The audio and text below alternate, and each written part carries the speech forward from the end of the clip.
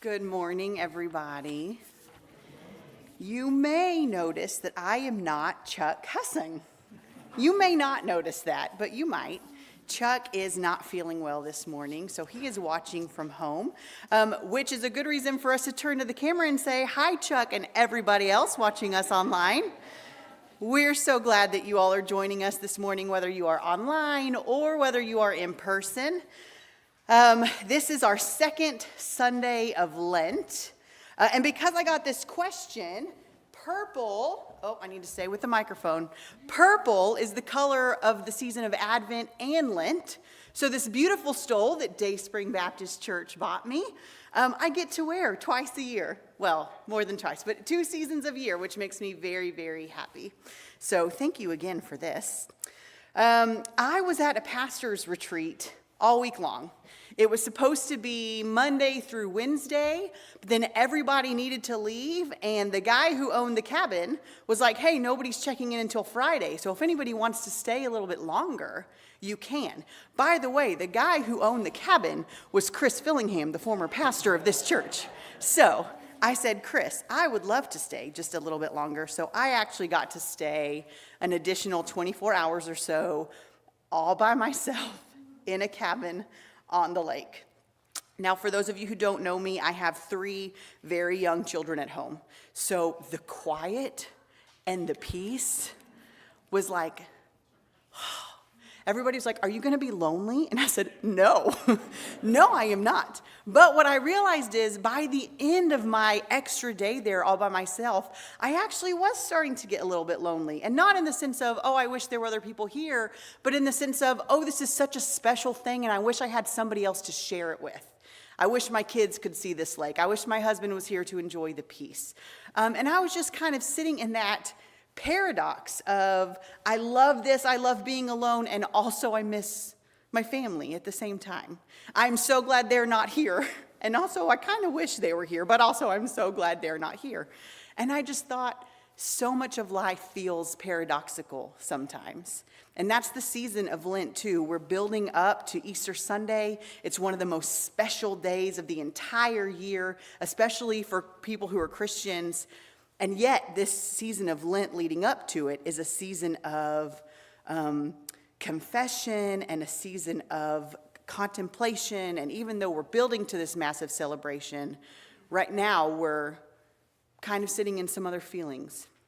So I really appreciated what Lindsay said last week, which was, whatever you walk into this room with today, whether you're coming in with joyous celebration because you got a week alone away from your family or whatever it may be, or whether you're walking in feeling kind of sad and kind of down because of other things, I just hope you know that every feeling is welcome in here. Every situation is welcome in here. You don't have to pretend to be something you're not.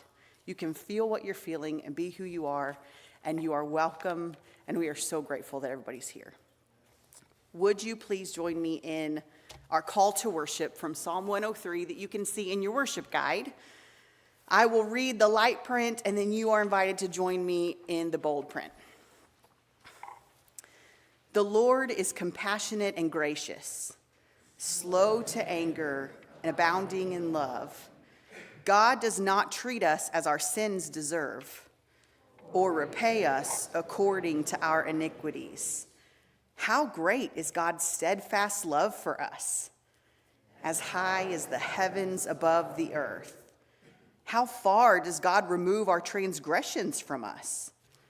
As far as the east is from the west. How then will we respond to this goodness of God? We will lift up our hearts and lift up our lives. May we lift them up to the Lord in worship this morning.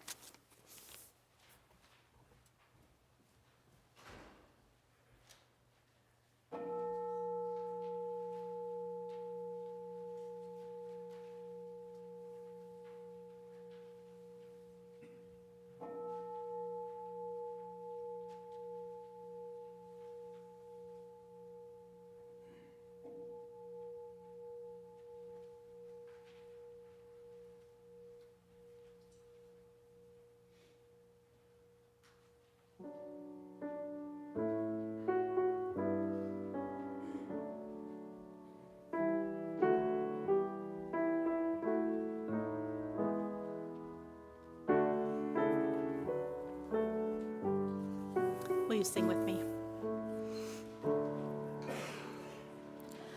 Lord, have mercy upon us. Christ, have mercy upon us. Lord, have mercy upon us. Join me in the unison confession. For the things I have done and the things I have left undone, for my lack of compassion and my lack of courage, for the fears that keep me trapped and the gloom that hangs over me, for the uncertainty I face and the healing I need. Sing together again. Lord, have mercy upon us. Christ, have mercy upon us. Lord, have mercy upon us.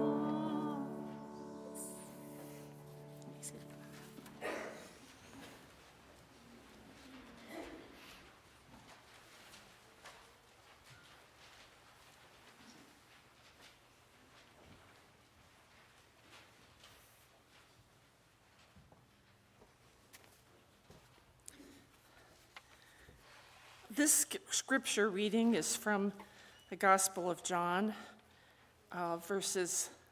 chapter 16, verses 19 through 22, and then 32 through 33.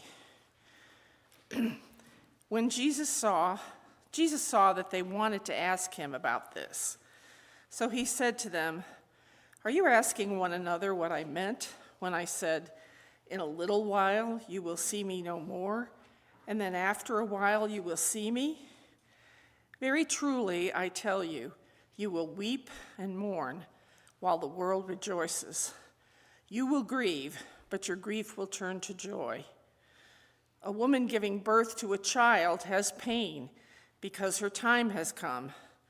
But when her baby is born, she forgets the anguish because of the joy that a child is born into the world. So with you, now is your time of grief, but I will see you again, and you will rejoice, and no one will take away your joy." And then going down to verse 32. A time is coming, and in fact has come, when you will be scattered, each to your own home. You will leave me all alone. Yet I am not alone, for my Father is with me. I have told you these things so that in me you may have peace. In this world you will have trouble, but take heart. I have overcome the world. The Spirit is speaking to the church. Thanks be to God.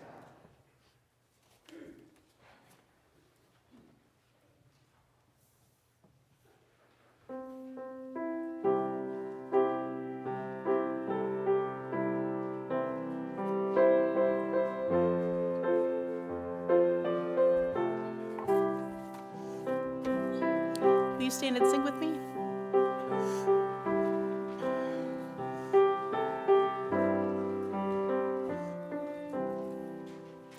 I have decided to follow Jesus. I have decided to follow Jesus.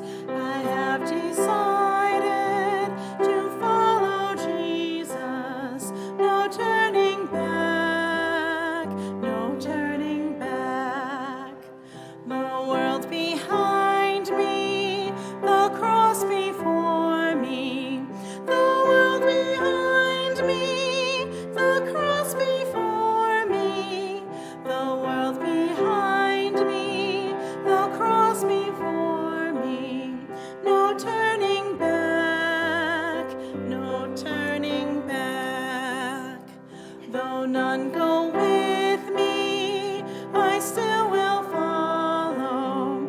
Though none go with me, I still will follow. Though none go with me,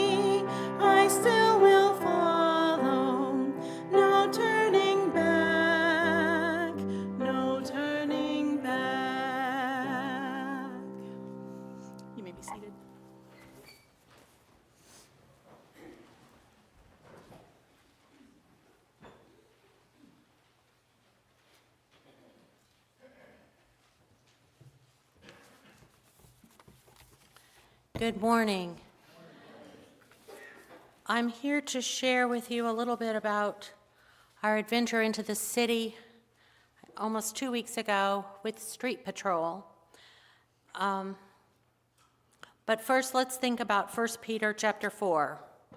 Each of you should use whatever gift you have received to serve others as faithful stewards of God's grace in its various forms.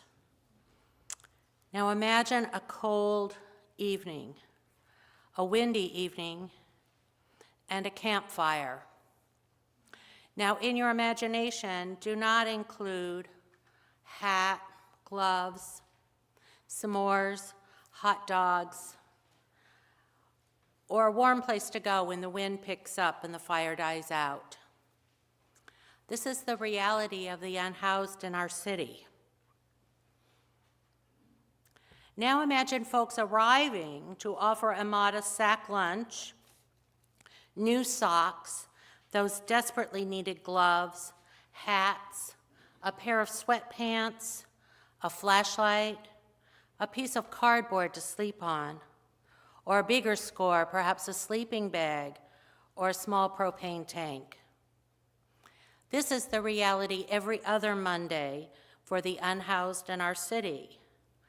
This immediate, authentic ministry is provided by a group known as Street Patrol, and we had the honor, I think it was a real privilege, to distribute the items that this congregation generously provided. And we went into the city in the evening with a group who does this every other week, and they know the route and they know where encampments of homeless have gathered. And they do gather as communities, for as they're moved from one place to another by the city, they want to stay together with the friends they have made. Sometimes you hear a thank you, and sometimes you hear a God bless you, and sometimes you don't hear that. You might see it in their eyes, you might not. But witnessing this need is great, and it continues year-round. The missions team is proposing to continue our contributions through March, and you will see bins in the narthex for collecting items, and there will be more announcements about opportunities for us to assemble lunch bags, and then for others to distribute the gifts that we collect on the streets in St. Louis. So I have a long list of personal care items, from deodorant and mouthwash and wet wipes and lip balm and Band-Aids, to flashlights and batteries and blankets, of course, and the list is long. We have collected blue bags. We have provided blue bags, so if you take one home, you can put your items in it and we'll remind you to bring it back. And please bring it back if you want to help in this important ministry. And as Peter continues, we know that if anyone serves, they should do so with the strength God provides. So do keep Street Patrol in your prayers, and if you're able, to help out with those opportunities. And now I'm going to change hats and lead the profession of faith. Please join me in the bold print. We have been crucified with Christ, and we no longer live, but Christ lives in us. The life we live in the body, we live by faith in the Son of God, who loved us and gave himself for us. Amen. Oh, can I do one more thing out of order? The folks who went into the city, if I could just ask you to stand, not for recognition, but if you're willing to answer questions from other members, or you can tell about your experience on the streets that evening. You can just look around and see all of the folks from Dayspring who went that evening. Thank you.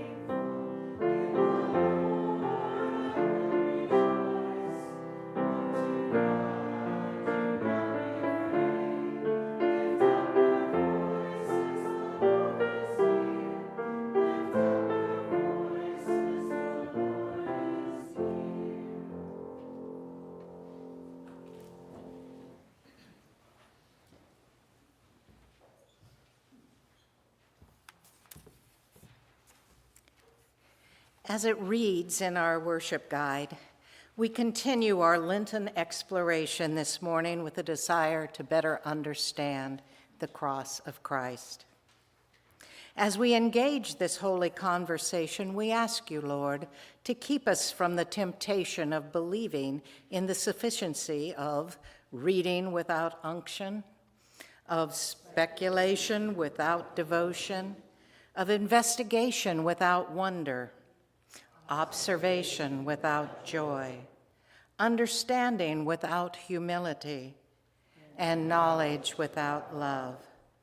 We wish to be carried into the divine life, and thus we ask for grace more than instruction, for desire more than understanding, and for the groaning of prayer more than diligent reading.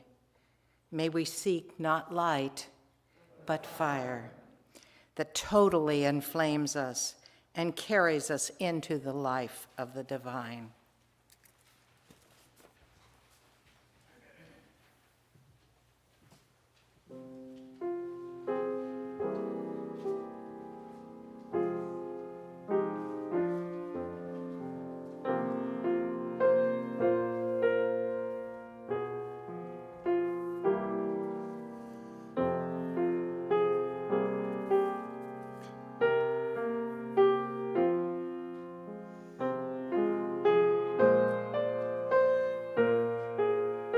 Will you stand and sing with me?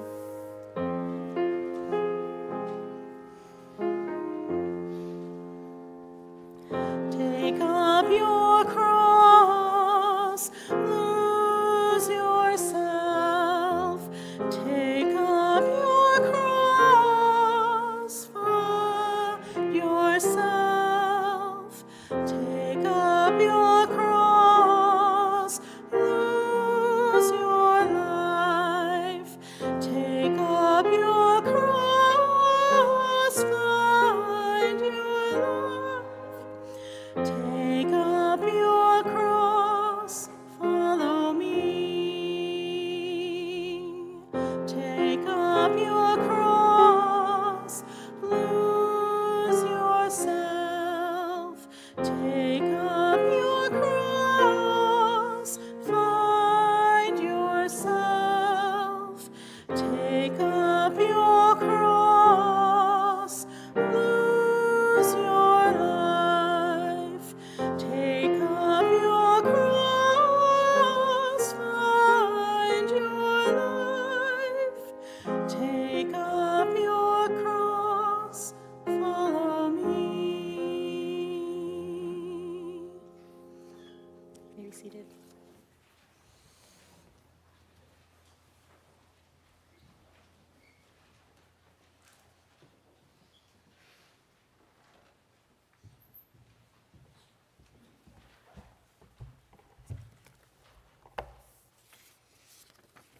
Good morning, everyone. So today I will be reading from Leviticus chapter 16, verses 20 through 22. I am reading from the New Revised Standard Version. Now, one note before I begin. This reading begins with the word he. The he in this case refers to Aaron, the brother of Moses. Here then is the passage. When he has finished atoning for the holy place and the tent of meeting and the altar, he shall present the live goat. Then Aaron shall lay both of his hands on the head of the live goat and confess over it all the iniquities of the Israelites and all their transgressions, all their sins, putting them on the head of the goat and sending it away to the wilderness by means of someone designated for the task. The goat shall bear on itself all their iniquities to a barren region, and the goat shall be set free in the wilderness. The Spirit is speaking to the church.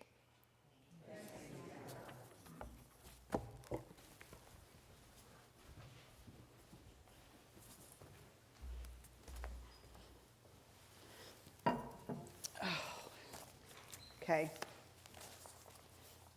I have to say this out loud, Steve.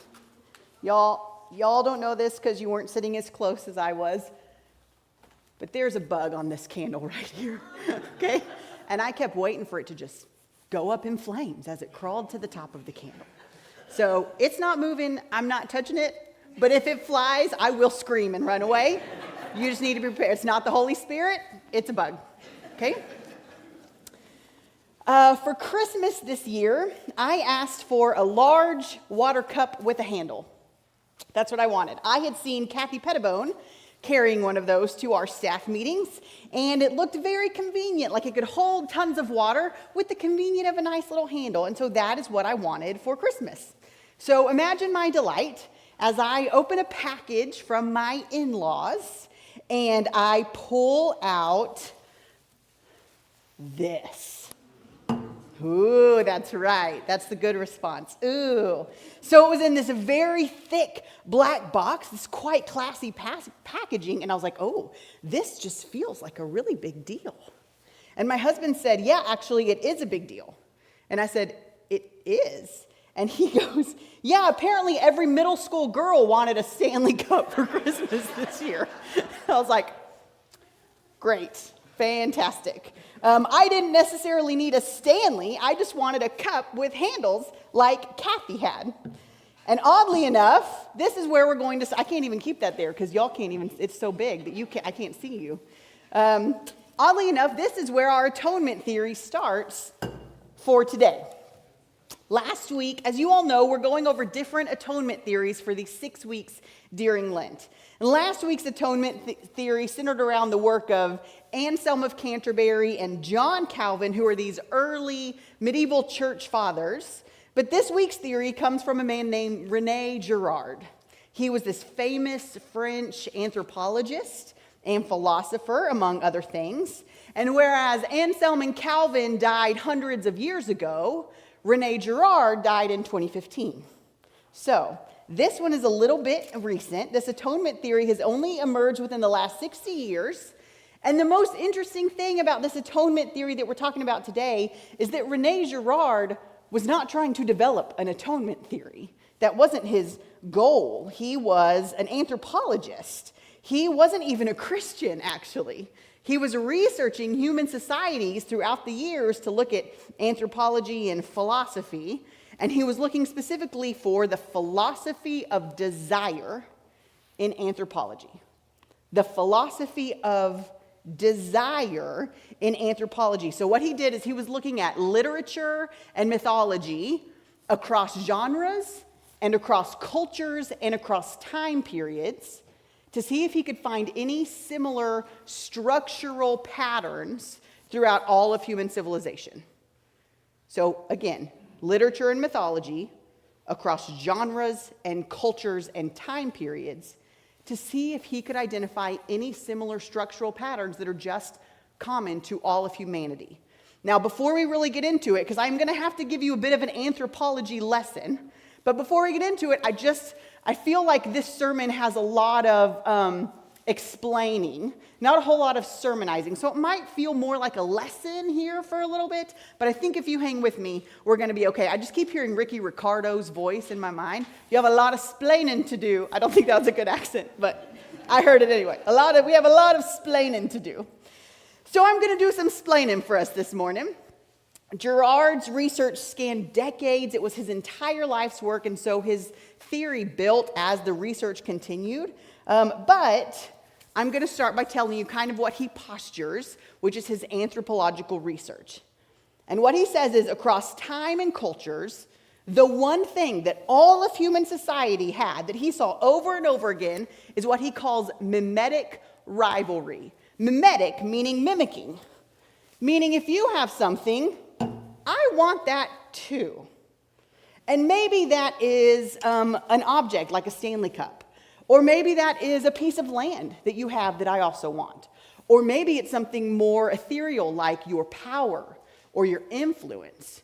But he says human beings tend to mimic each other. We tend to look like each other, and we tend to want what each other has.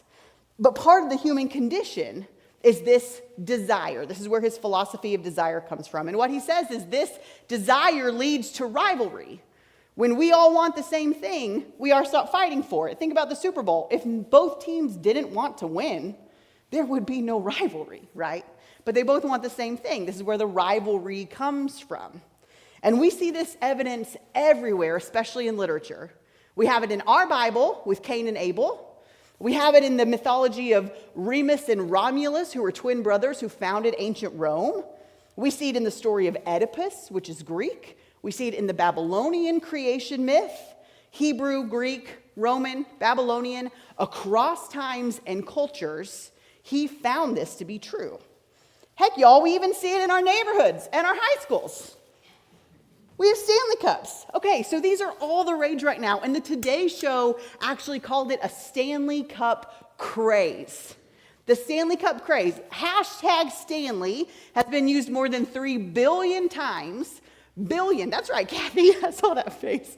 Billion times across social media platforms. And if you go to that hashtag, you will see videos of like people getting this for Christmas, and their response is like the response of people the first time they saw the Beatles. Like, they are just crying because they are so excited that they got a Stanley Cup. Now, do not hear me judging them, okay? I'm just telling you the reality of the situation. For some reason, this Stanley Cup has become a really big deal. It has almost become a status symbol. And because of this mimetic rivalry, because humanity imitates one another, everybody wants one. We all desire the same thing. And what happens, says Rene Girard, is that as that rivalry grows, the tensions build and build and build until eventually they kind of erupt into violence. We see this in those mythologies too. We know the story of Cain and Abel. Cain murders Abel. Remus and Romulus in the founding of ancient Rome, one of them murdered the other. Oedipus in Greek murdered his father. The Babylonian myth, Marduk murdered Tiamat. Like, this desire builds and builds until it comes out in violence. And the problem is that when this desire is present throughout all of society, not just between two people, but among everyone, then as the tension builds, it has the possibility to erupt in mass violence, like community-wide chaos. Think mob violence that could take down entire societies. Rene Girard calls this a contagion. He says that the violence can spread from society to society, and it is like a contagion. Now, I told you he wasn't a Christian, that he wasn't trying to create an atonement theory. This is just his anthropological research.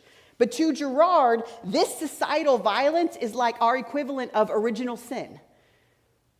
It's the thing he found throughout all of humanity for all of time, this desire that erupts into violence. And to him, this is the problem that humanity needs to address: violence. So violence in this atonement theory is the contagion. Violence is like the disease, the societal disease that needs to be addressed.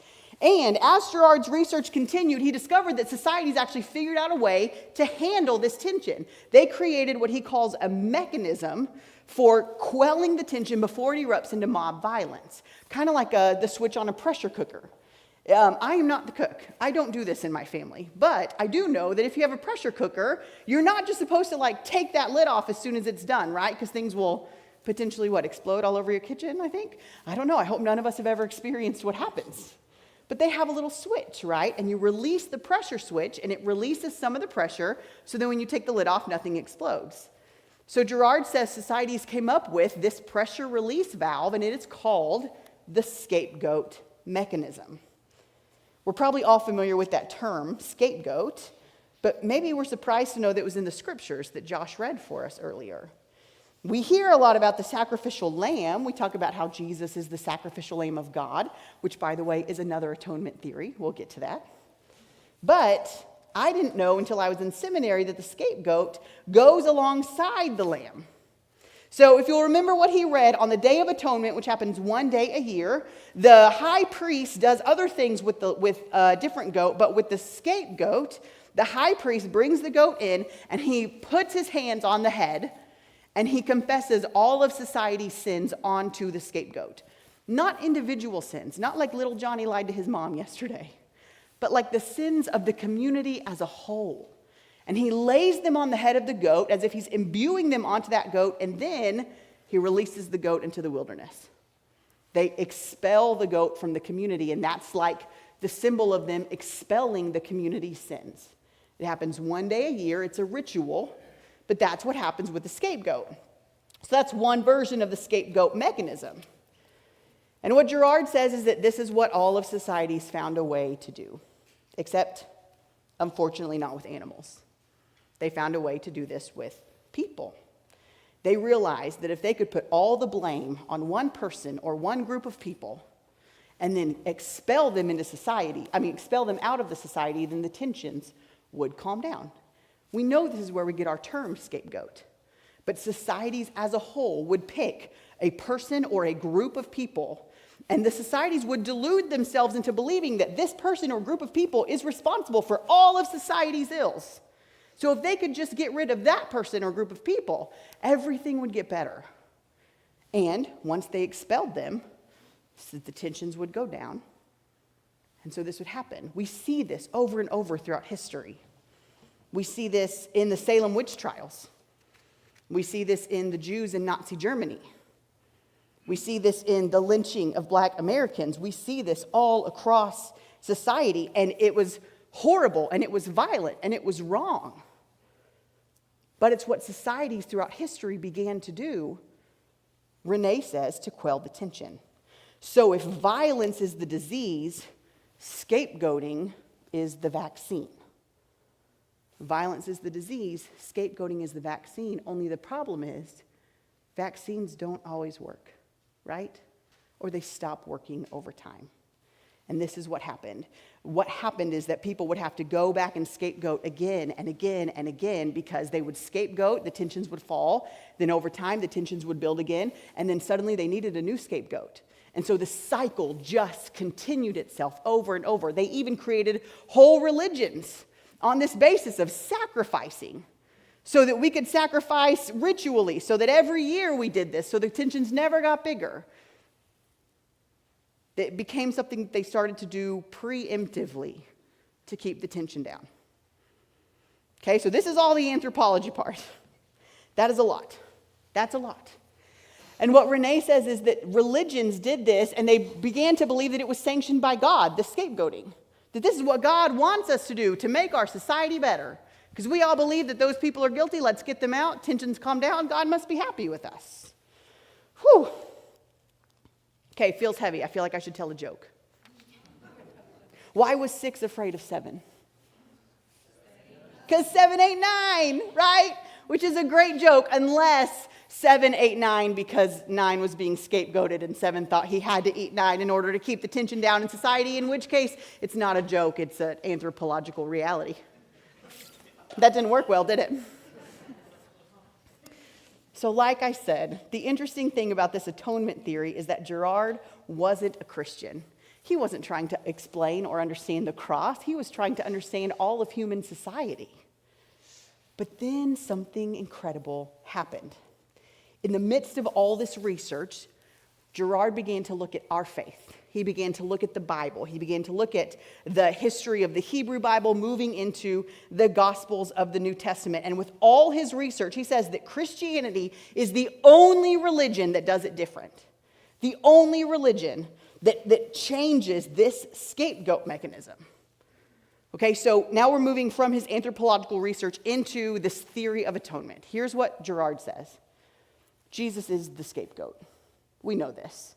It was the Roman government, it was the religious leaders that wanted Jesus to die because there was rising religious tension in society, and the religious leaders were willing to sacrifice Jesus, the rebel, in the hopes of bringing the tension down.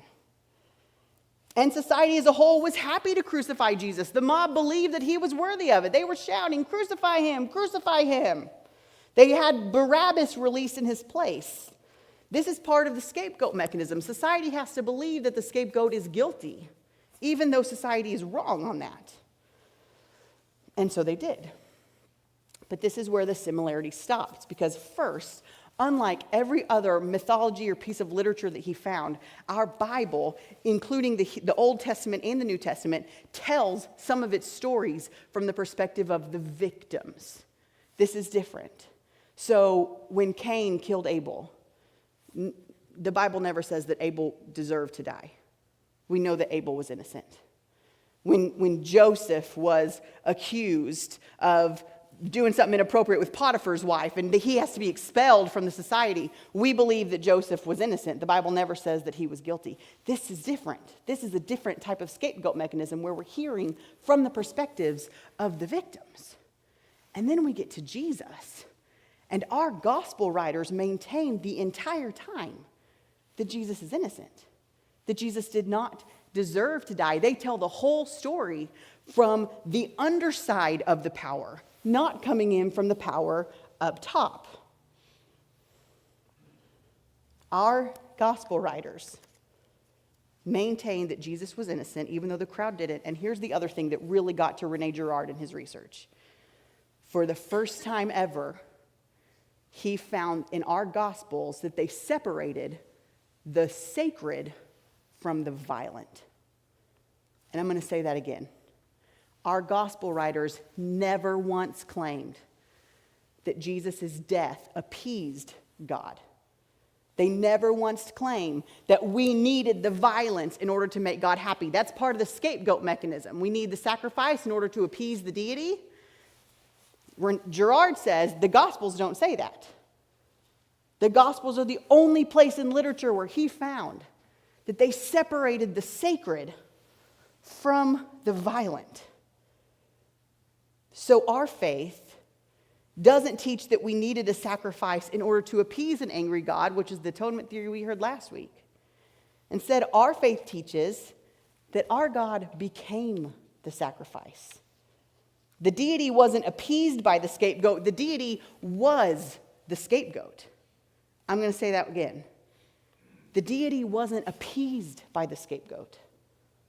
God was the scapegoat. And what Girard came to decide is that this was God holding up a mirror to us, saying all of your scapegoat mechanisms that you've created throughout all of history, they do not work. Because you had to keep going and they became a cycle. They do not work. The only way to reject the violence is to do what Jesus did and completely turn all the way away from it, to do a complete withdrawal from the violence. So this atonement theory that came out of Girard's research says if violence is the disease and the scapegoat mechanism is the vaccine, Jesus and the way of Jesus is the cure. If violence is the disease and the mechanism was the vaccine, Jesus and his example and his life and his teachings, those are the cure. So as I'm finishing up today, here are the things I love about this atonement theory, which is called the scapegoat theory or sometimes the mirror theory because it holds up a mirror to society. The emphasis is not on his death atoning for personal sins. The emphasis of Jesus' death is on the plague that encompasses all of society. Just like the scapegoat in the Hebrew Bible was for the whole society's sins, Jesus' death is much larger than just my personal sins. It addresses the reality of our society and it breaks down the myth of redemptive violence. Girard says there's no such thing as redemptive violence. I also love that this makes us, I'm going to say this again. Girard says there's no such thing as redemptive violence. The only way to end the cycle is to completely withdraw from violence altogether. And he says that's what Jesus did on the cross. Show us to completely withdraw from it. I also love this theory because it makes us re-examine our goats. I'm going to say that again. It makes us re-examine our goats. Who are the people in society that we blame for all of society's ills? Who are the people or the group of people that we say, well, if they would just be gone, things would get better? Or if we could just handle this, things would get better?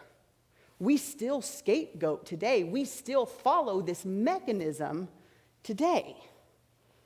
Scapegoating is very much alive and present. Societal violence is very much alive and present, but by holding up a mirror to us with Jesus' death and Jesus' life, he gives us the opportunity to change the societal narrative. He gives us the opportunity to choose something different, to not lean into the myth of redemptive violence, to not blame any one person or group of people for our ills. He encourages us to live into his own way of this radical nonviolence, trusting that the way of Jesus is the way that the world needs. Here's the thing that I think is really cool, and this is the last thing I'm going to say, because again, it was a lot of splaining. Rene Girard actually became a Christian as a result of this research. He did not start out that way. He wasn't looking to become one.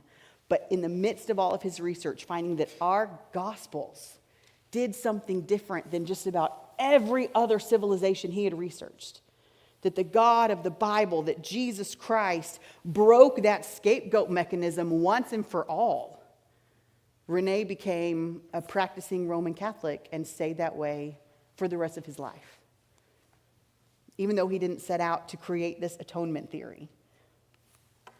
It still changed his life. This story of Jesus, this way of Jesus, changed his life. And y'all call me naive, but I think it can change ours too. And I think it can change the world if we would really follow the ways of Jesus.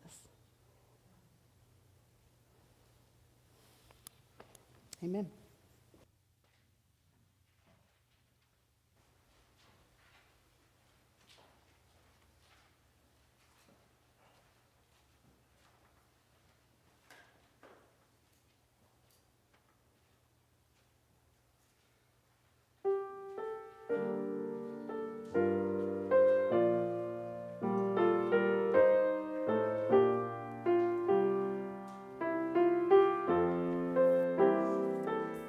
You stand and sing with me.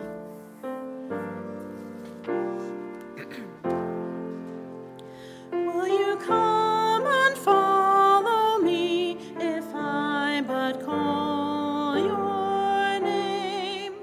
Will you go where you don't know and never be the same?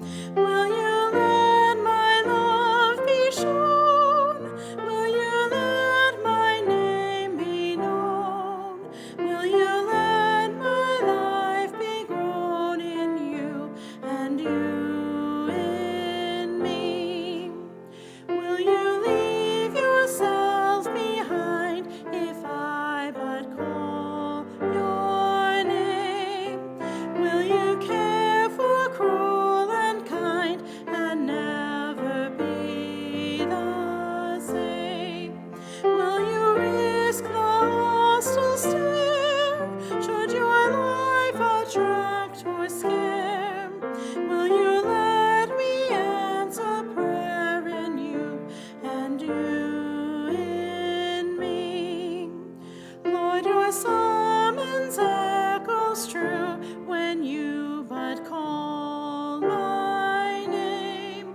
Let me turn and follow you and never be the same. In your company I'll go where your love and footsteps show. Thus I'll move and live and grow in you and you in me.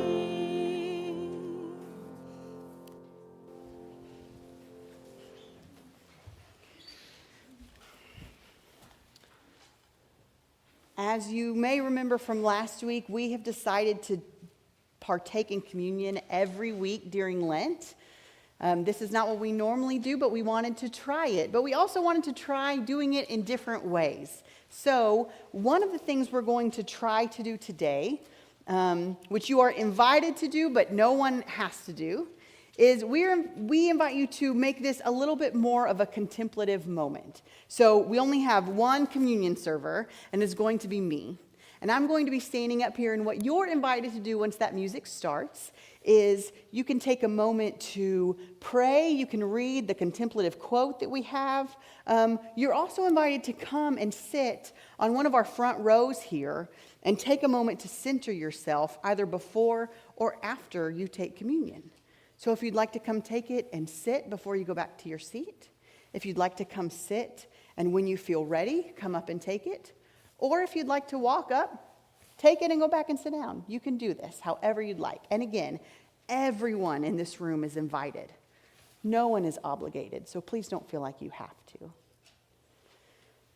But as we enter this communion time, I really get stuck by that quote from Rene Girard that says, the deity wasn't appeased by the sacrifice. The deity was the sacrifice. God wasn't appeased by this violence. God made himself subject to it, to release us from it, to set us free. Everything he did out of love for us. So as we come to the table together today, and you know what, y'all? I'm killing the bug, okay? It was still here. Violence, oh dear. We'll deal with that next week, okay? I'm killing it. I'm covering it with a rock, so I'm burying it in honor. Okay. As we do come to this table together today, Jesus took the bread when he was sitting at that table with his disciples, and he blessed it, and he broke it, and he gave it to them saying, "This is my body broken for you, for the world. Do this in remembrance of me." And likewise, after supper, he took the cup, and as he poured it and passed it, he gave it to his disciples, saying, "This is the cup of the new covenant in my blood, poured out for the forgiveness of many. Take and drink, and do this in remembrance of me." Whenever you're ready, from wherever you are, you're invited to come take communion this morning.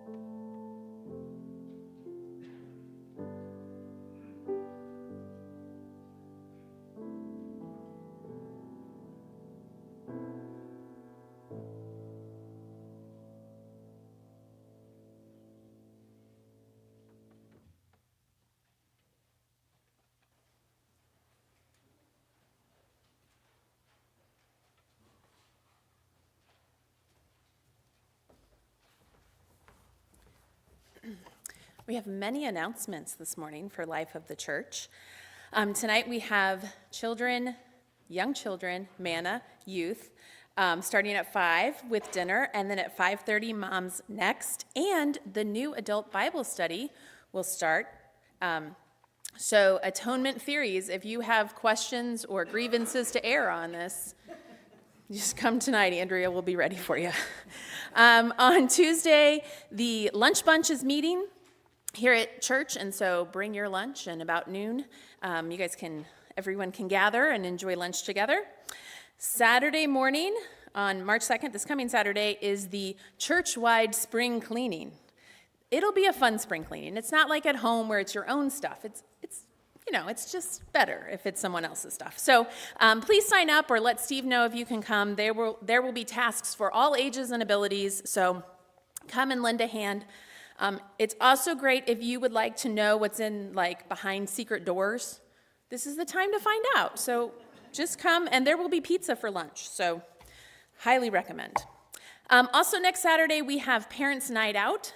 So make sure you sign up and pay in advance for that. And then Brenda is looking for Easter candy donations, peanut-free and small enough to fit into a plastic egg.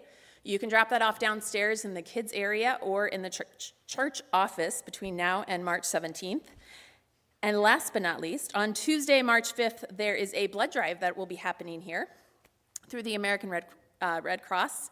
So if you are able to give blood, that is a great way to care for our neighbors. If you are a little nervous about it, it's a great environment. You're comfortable here. It's a familiar place. So please sign up. There's in our weekly emails, you can sign up to have a slot to donate blood.